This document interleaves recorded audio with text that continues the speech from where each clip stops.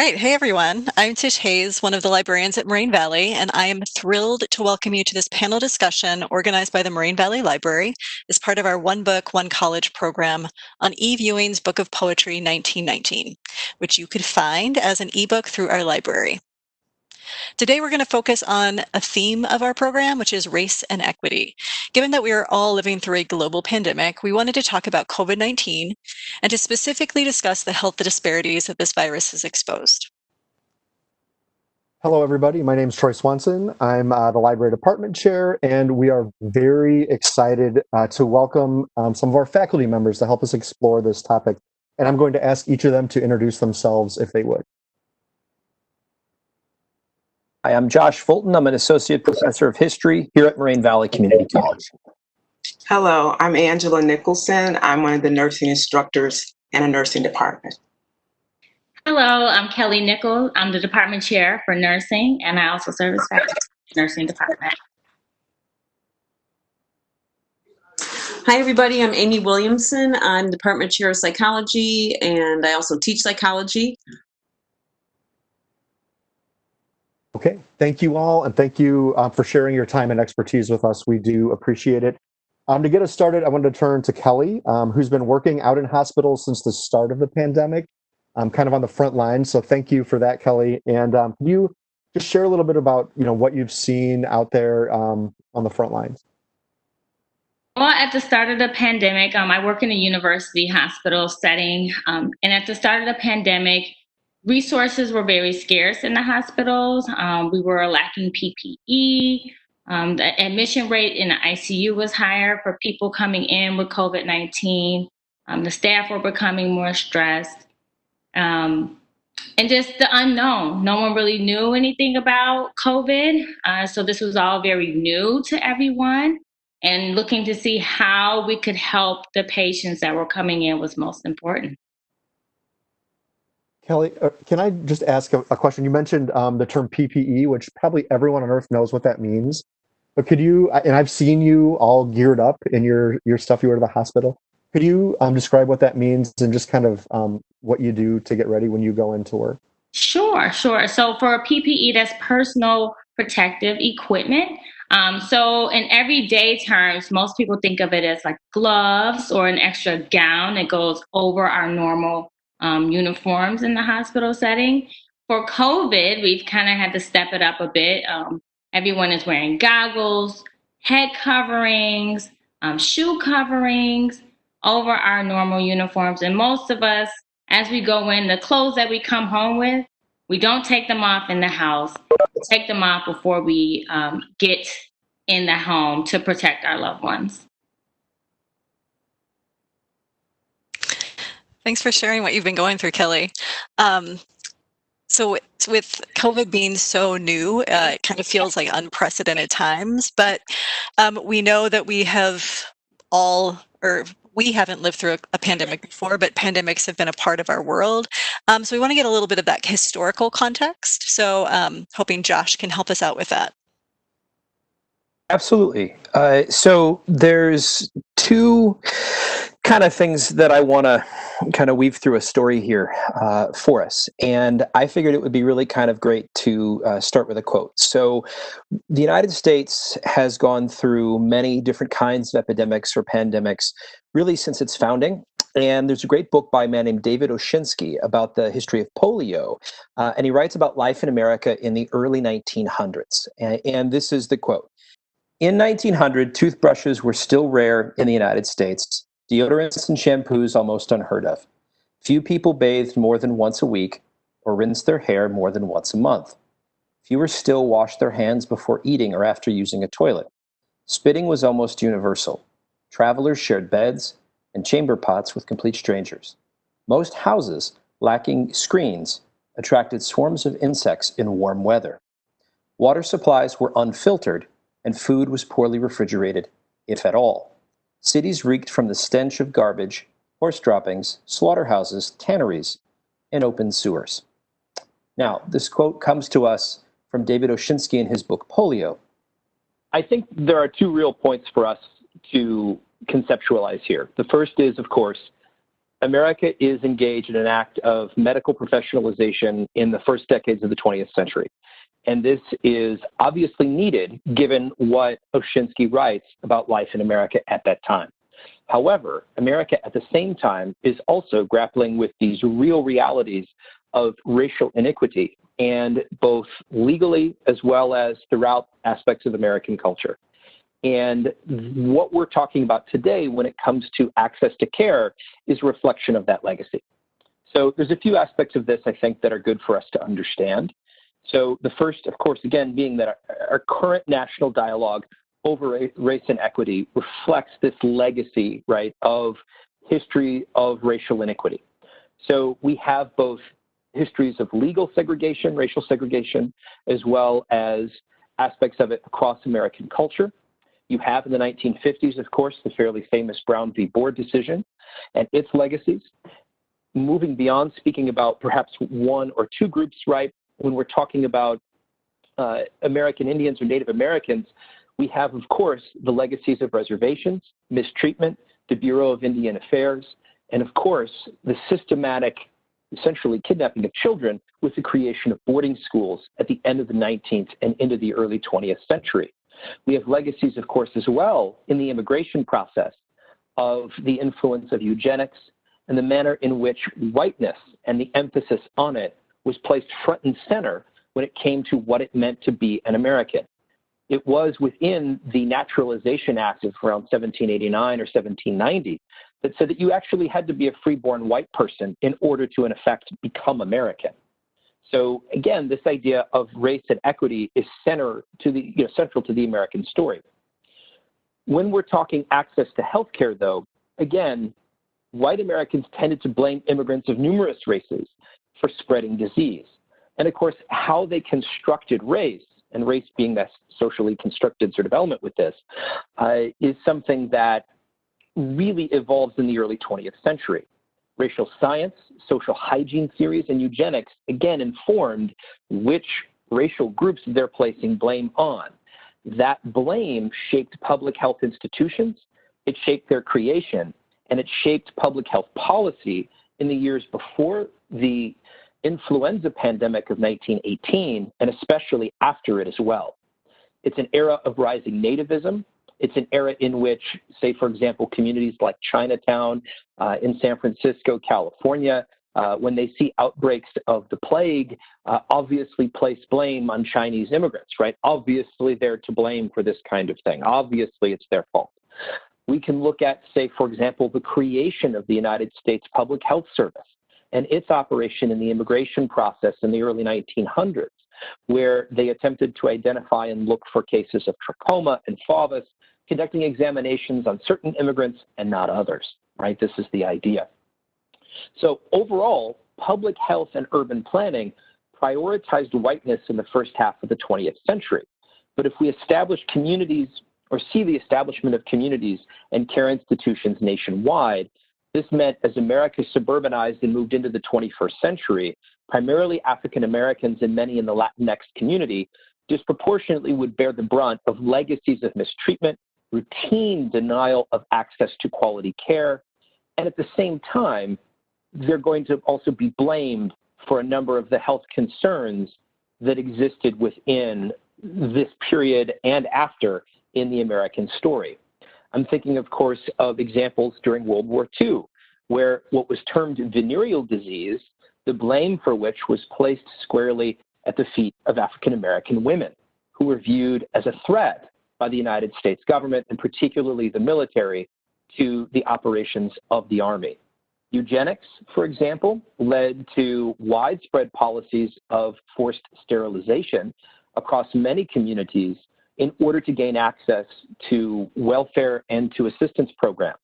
For example, the case of North Carolina, where women, if they wanted to be able to get assistance for their families, would be required to be sterilized. This begins around 1929 and goes all the way up to 1976, the last cases of this occurring. We can also look at cases of access to forms of childcare.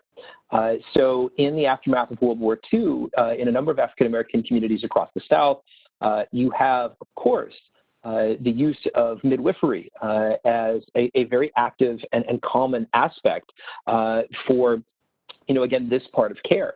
Well, the Georgia legislature and a number of the other state legislatures here wanted these midwives out of the process. Partly, they argued, because of professionalization, but of course, this is much more about race. So I think when we are thinking about access to care in the 21st century, we need to think about routine legacies of denial, aspects of class connected with race, and then how those things kind of interweave into the very difficult process that we find ourselves in today. That's so interesting you bring that up, Josh. When I was looking up some statistics on COVID, non-Hispanic Blacks and Hispanics and Alaskan Americans were 5 times more likely to have COVID-19, which is very high, very predominant, and that's what we were seeing in the hospital setting. So thank you for pointing that out. Sure. It's an important aspect of this that I think, the national dialogue and conversation really should be around. It's easy to overlook the historic context, and we look at it and act surprised. And unfortunately, we're still living with our history. Let's turn to Amy. She was wanted to talk about culturally appropriate care, which I think connects nicely into many of the points Josh has made. Okay, yeah, I think Josh set it up pretty well in terms of what kind of where I wanted to go with this a little bit. I want to back up before we get to culturally appropriate care and just talk a little bit about the ACEs study. For people that aren't familiar with it, it's a study that was done to look at childhood experiences and mainly traumatic childhood experiences. And what they found, and when you start looking at it, some of the things that they're looking at are things like neglect, abuse, but also things like household dysfunction, incarceration levels, poverty, racism, and how all these things impact. And what they found was that there is definitely this accumulated effect that happens. So you have children growing up in these environments that are, not optimal. And what we see then as a result of what the ACEs study was really looking at, although it's a behavioral health study, in a lot of ways, it was really looking at health effects. And one of the things that it found was that these scores are linked to adult onset of a lot of different illnesses, which are precursors or kind of risk factors for COVID. Things like cardiovascular disease, diabetes, obesity, some substance abuse issue. I mean, these aren't necessarily linked to COVID, but all these other kinds of issues that come up for people because they're in early childhood are developing in a lot of these traumatic environments. So one of the things that came out of that is a whole report on what we should be doing as a society to intervene, preventative measures that should be in place. And part of that is the culturally responsive care. But one of the things that I really want to emphasize is that there is a toxic level of stress that is happening for Black, Indigenous people of color in the United States. And when we sit back and we look at, why is this happening more in these particular groups? We really have to take that into account, because any person that's under stress is going to have impaired immune functioning, which is going to leave them more susceptible to all kinds of different things. So that sometimes gets left out of the discussion, I think, of this, and how huge an impact that stress can have, does have on people. So when we start looking at these things like systemic racism, what's going on in the country, I think that's, related. the things that are happening right now are very much related to COVID. They might not seem related, but they are. Like Kelly pointed out, the huge differences in numbers for people with COVID, people that are dying of COVID. The stats are alarming in terms of who's dying from this, who's getting this, and there's exposure issues too. Who has the ability to work from home? Who has to go out into the community to work? Those things have to do with socioeconomic status, which again goes back to some of the things that Josh was talking about with just kind of how the system has been set up over time. So when you look at the ACEs, study, one of the things that they take into account is really the underlying piece is the historical trauma that people are exposed to. And with culturally responsive care, we have to be able to meet with patients or, clients, whatever. We have to be able to meet with them and understand that this is the experience that they bring when they come in for any kind of healthcare or any kind of behavioral healthcare. And that's a basic underpinning for everybody. And then, of course, we're looking at things like social conditions, where they grew up, the city that they grew up in, those kind of things. And then we move on to those adverse childhood experiences. And the other thing we know now is that adverse childhood experiences also cause some neurodevelopmental differences, which again leads people to be more vulnerable. So to look at this big picture of, well, these people are dying. Why are they dying? Why are more people dying? Why are more people catching this who are in the Black, Indigenous, people of color in that group? Why is it happening? We have to really look at this from this experiential standpoint, because it's not just randomly happening. So coming from this, the big Kaiser study that was done with the CDC, they made a bunch of recommendations and said, here's some of the things that we wanted to do. Here's some of the ways that we can help people and kind of bring more equity to healthcare, more, people, basically more people getting care.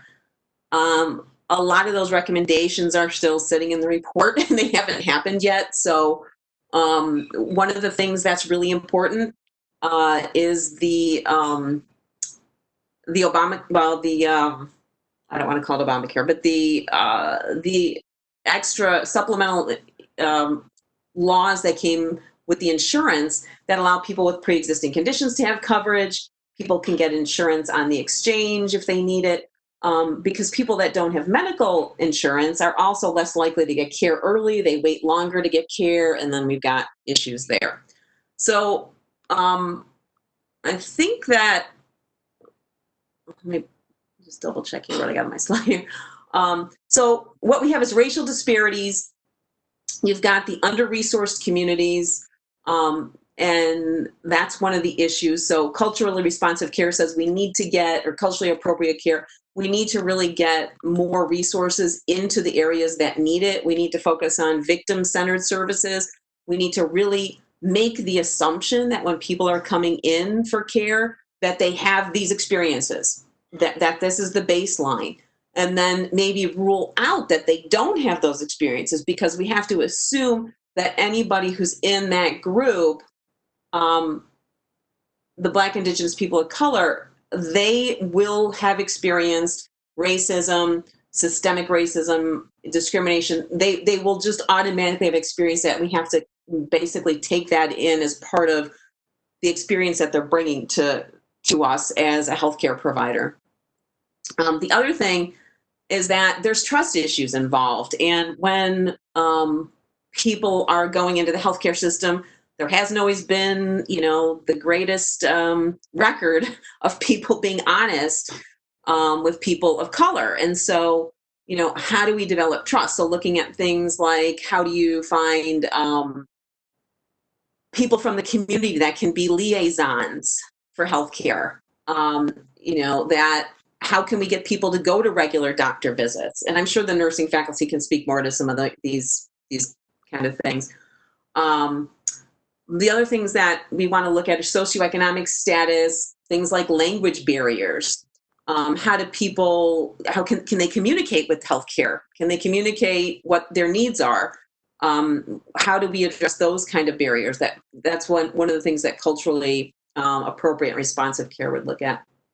Literacy, we don't often think about that, but literacy can also be an issue for people. That is the information that we're giving patients or giving to people in language that they can understand. How are we coming at this? A lot of people that are healthcare professionals, have probably gone to college and they have a certain level of kind of education, and so that kind of guides to how we write these pamphlets and different flyers and things that we give to people. The other one is I don't know if it's controversial, but also that the healthcare system needs to look at the importance of traditional healers, and for Indigenous people in particular, other healing outside of the normal narrow way that we tend to focus on it in the Western medicine.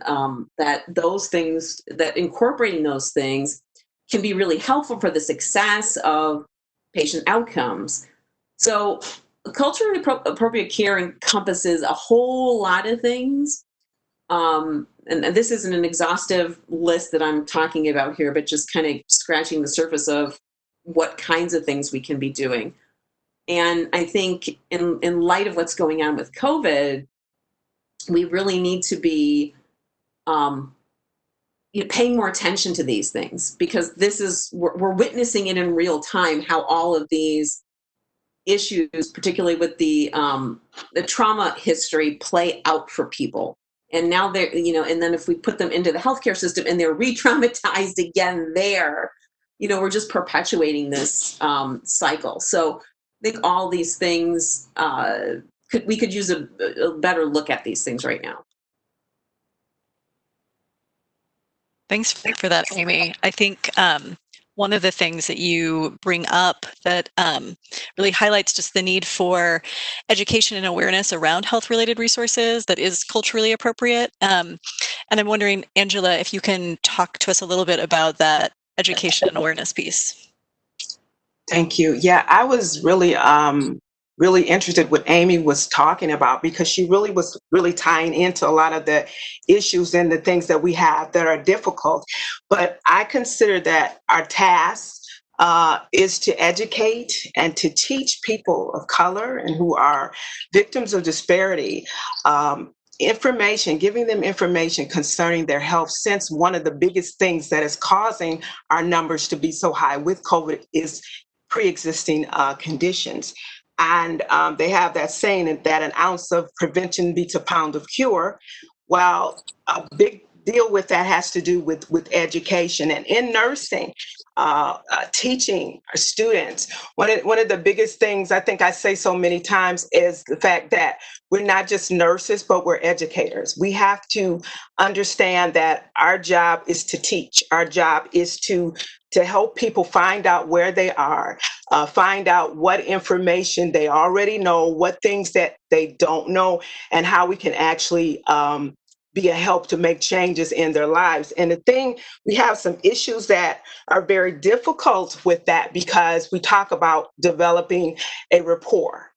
When you're with a person, again, similar to what Amy was talking about, people who have had experience where they were not told the truth, or where they were not cared for, often have walls or defenses up that we, as nurse educators, have to go through and try to push down. Usually there is a time restraint in that, because of the fact we may see them at the clinic, or we may see them at the bedside, and our time limit is very limited. So we have to figure out ways to actually talk, have active listening, come off with an attitude. Yes, we're knowledgeable, but we're also approachable. We're also non-judgmental, because I also talk about the fact that a lot of things that you will find as you actually interview patients as their ideas of what health is, their ideas of remedies, their ideas of actually replacing medication, or their lack of understanding how important it is to take your medication regularly. Some have not been to the doctor in maybe years. A lot of times it's economical. It's economical, but a lot of times it's just plain the lack of knowledge, the lack of trust.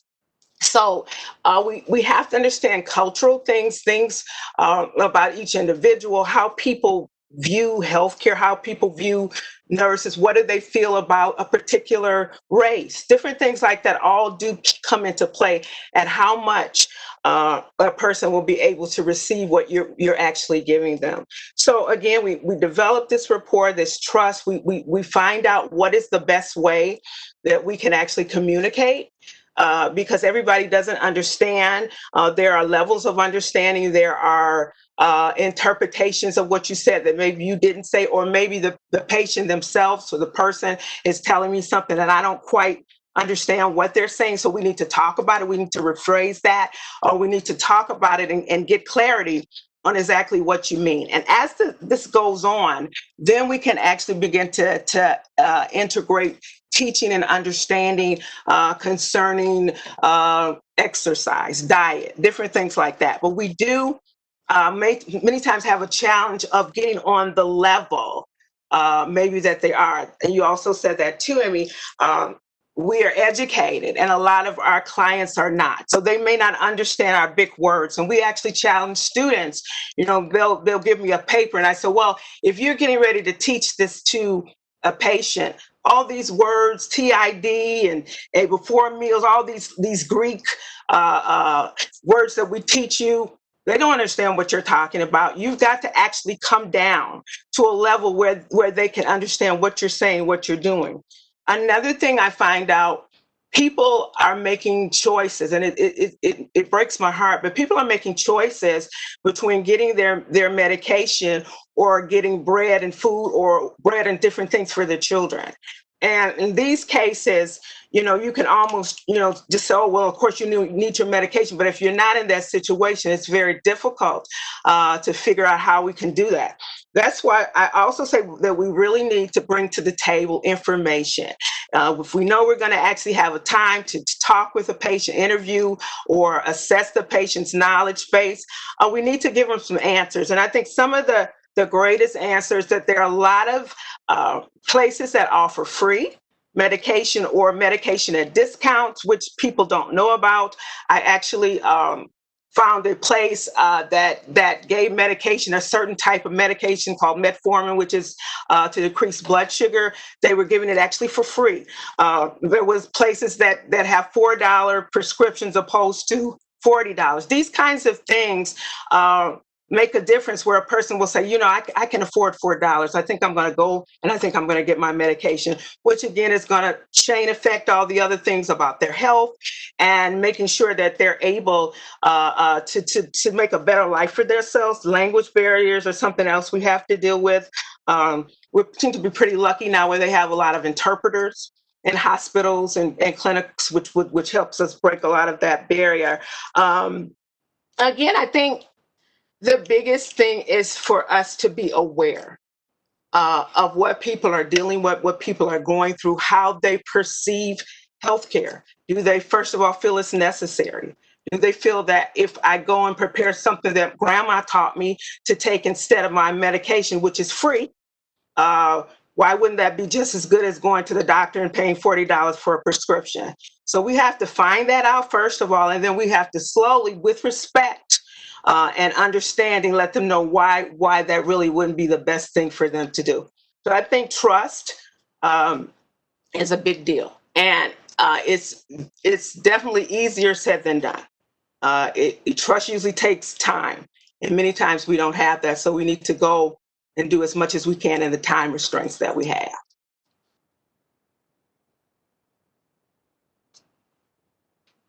I'd like to keep the conversation on education going. So thank you, Angela. And I think you hit some, the key parts. And we would be, remiss with two members of our nursing faculty here, our award-winning nursing program, to not focus a little bit on our own students and what you all do in the nursing program to prepare our students, especially thinking about the cultural competencies, sending people out in the workforce to do the kind of things that you're talking about, Angela. So could you guys jump in and help us just learn a little bit about some of the work you do? Sure, I'll go. For cultural competencies within our nursing program, we start this at the beginning of our curriculum with our students. So the students are taught from the very beginning, we focus on the whole person, not just small pieces, not just the medical portion of why the person is coming to see us or why they're in the hospital or why they're at the clinic, but the whole person. The focus is on the community as well, educating, like Angela has said, and Amy and Josh, and advocating for change within the community. Now more than ever, with COVID happening, this is a great time for people to strategize in their community, to promote wellness in their community, and to make sure people are aware. Where can I go to get COVID testing? Is it free? Does it cost money? A lot of people worry about those aspects of getting treatment and care. In the program, we also focus on learning about different religions, cultures, and ethnic groups. The students are taught this throughout the entire curriculum, all 4 semesters of our nursing program. And we take this right to the bedside with the patients as well. The students get a variety of patient experiences. They go to a variety of hospital settings. Somebody may say, well, I don't want to go to Chicago.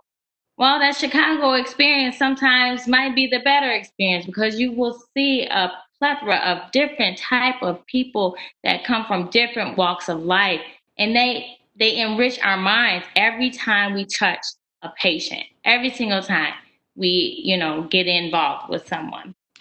I just have my notes up at the same time. As nurses, we teach the students that we take risks to save lives. So even with COVID, there are days that in the hospital setting, everybody's been afraid. Our students are afraid, faculty are afraid, everyone is afraid to come back in the hospital setting. And being someone that has worked through this pandemic thus far, we educate the students, we educate the faculty, and just let people know, as long as we do safe practices, everything should be okay. But that's another aspect that we look for and teach our students. The more education we provide to the community, the better the outcome. And that's something that we strongly promote through our program. We take students to do OB, where the moms deliver their babies, and we teach them. You can definitely tell if someone has not received good medical care or education when it comes to delivering that baby and maybe having a complication. So education is so important. It keeps people healthier, keeps everyone out of the hospital setting, and it also reduces crime and everything in the community as well when people are doing well. It increases life expectancy also.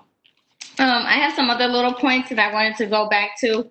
So we also teach the students that when we're educating people, we teach them at a 5th grade level so they can understand the information and make sure that, like Angela said, the medical jargon, we don't use that a lot of times with people. We love to meet people that and have colleagues that know multiple languages, which is a beautiful thing. From Polish, Spanish, any languages we can get a hold of, we love it. The more the merrier. And in the healthcare setting, diversity is such a huge need. It's sometimes sad when we don't see a lot of diversity in some of the hospital settings, but we work with the hospital management and see how we can help them diversify the practice for the community. And then the last thing we tell our students is to be themselves. There's nothing like being yourself. And I always come to the students being myself, and I encourage others to do the same, just so that the patients are more likely to open up. You'll find out that they haven't been taking their medication, or they've been getting, some pills from Johnny down the block. So being yourself is very important. You're more likely to get further, get more information, and be able to help someone.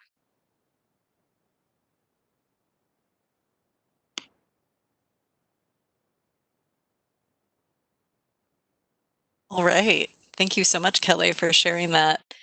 Angela, did you have anything else you wanted to add in terms of working with students?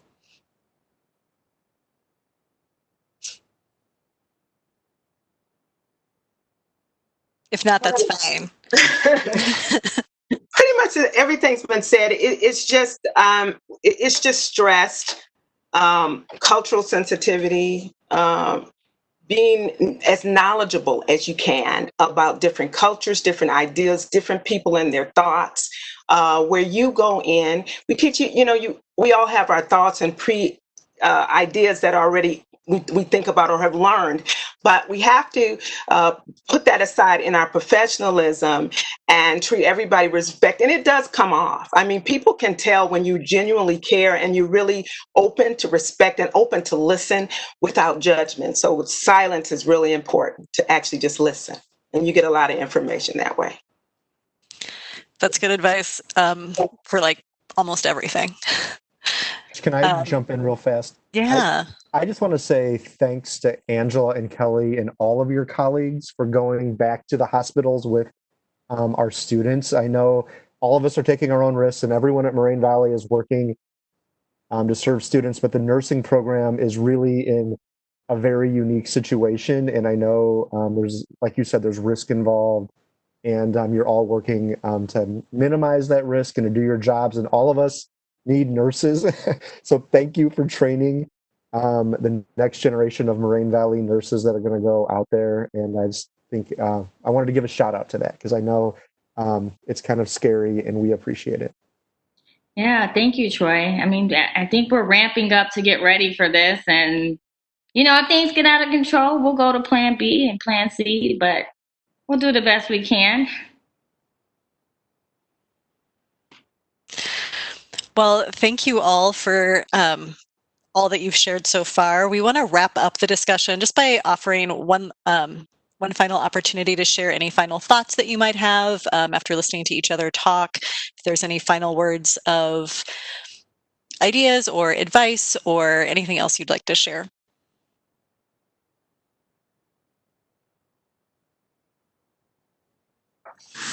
I think it just, after hearing everybody talk, I think, especially about the students at Moraine, I think that, that we have a lot of nursing students in the psych class, particularly the lifespan that's required, and a lot in the abnormal psych class.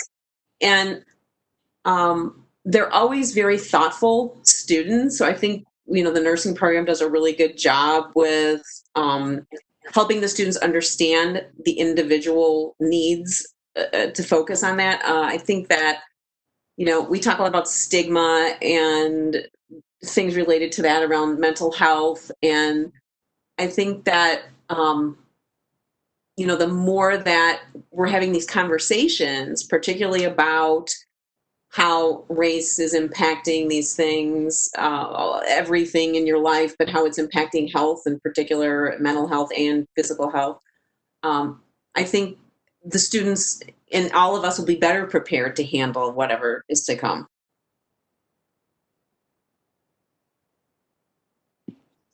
I would say also that it's important to know your community and learn about your community that you live in, no matter which one it is, because that will definitely help you determine how you can help in your community, health-wise, especially when it comes to COVID at this point. If there's an upsurge in your community, being more aware, educating others, even those small things help make such a big difference, no matter which community we live in.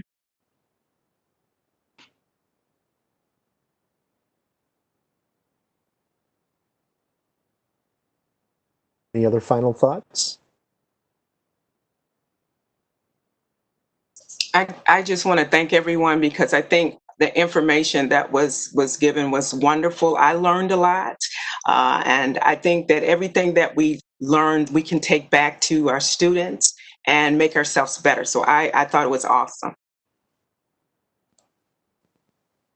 Thinking about that education piece that everyone has kind of touched on, there was a podcast this morning on the Daily from the New York Times talking about vaccine education and the different pockets of resistance to vaccines. And it's not just the kind of typical anti-vaxxers that you see kind of on the news or maybe your cousins on Facebook or something like that, but the different impacts that especially racial identity have of like skepticism of whether it's the government or big corporations or whomever. And so, I often hear that, we're in this pandemic and once we get the vaccine, it's like life is going to flip a switch and be back to normal. But it seems like the education component is going to have to carry on. Like we're going to have to emphasize the value of vaccines, how vaccines have changed from like Josh talking, from the early 20th century to the present. That's one of the most significant health, impacts that we've had. And so I don't think we're done yet with that education push. There's still a lot left out there. That's an interesting point to make, Troy, about vaccines and their history and their legacy as we think about and understand, what every individual has been talking about here, right? This educational component, as well as these legacies and ways in which individuals can encounter care and their experiences. Because, in the early 1900s, right, you have large-scale cities that the majority, in many cases, are first-generation immigrants. You have the deployment of vaccines in a way that many of these communities found to be very disruptive, right, to their everyday lives, right? Sort of random individuals showing up at their homes saying, we're going to vaccinate you now, right? So if someone shows up at my home with needles, right, I'm going to have some questions, right? And so, the arc of the 20th century, right, in a positive, thing for vaccines, right, as you get into more things like discussions around polio and Jonas Salk, and, it becomes the normality of care, right? The normality of vaccine. This is a part of the process. This is what you do. And it is interesting to see sort of how those things, former President Obama talks, right, about the pendulum of history and the pendulum of things swinging in different ways, right? It's interesting to see sort of where we are with that in that discussion. And so, to your point, Troy, and to everybody else's point, right, education as it relates to that, right, that dialogue, right, it's going to continue. Okay. If there's no other final thoughts, we can wrap it up. Let me just say thank you to you all. Thank you, Tish, for hosting this with me. And we appreciate it. Thank you, everybody.